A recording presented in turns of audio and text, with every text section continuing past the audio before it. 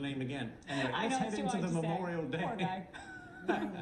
I know. Let's head into the Memorial Day weekend and honor our fallen heroes. Fox Nation is following the mission to locate the lost ships of World War II. It's fascinating.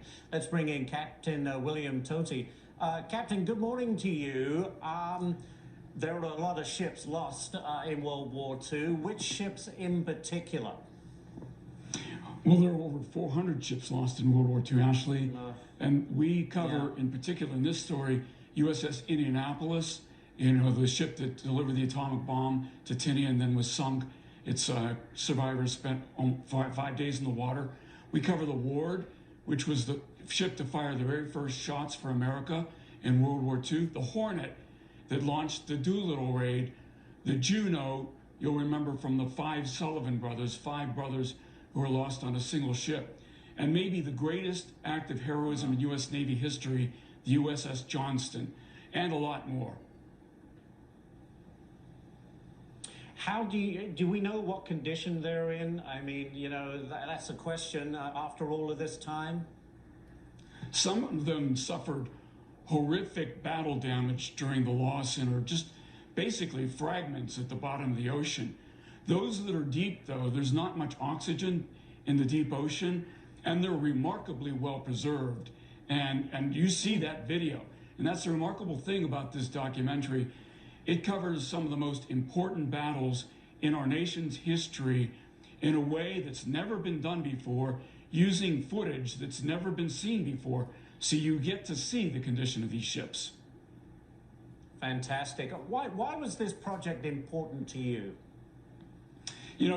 We've all visited Normandy, many of us have. You've seen the battlefield and the monuments to those Americans that lost their lives there. When I was captain of the submarine Indianapolis, I brought it to the site of the sinking of the World War II cruiser Indianapolis. And you can't do monuments at the site of naval battles the way you can. So it's so important to find these ships. Number one, it fills in a bunch of gaps of history. Number two, it really does speak to the heroism of the crews of those ships. And number three, they're war graves, and it brings closure to the families of the sailors and Marines that were lost on these ships.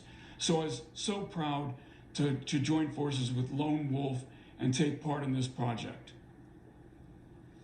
And I'm sure you're very happy with the final product. Sell it to us, in other words. I'm fascinated by the subject. I'm a huge history buff.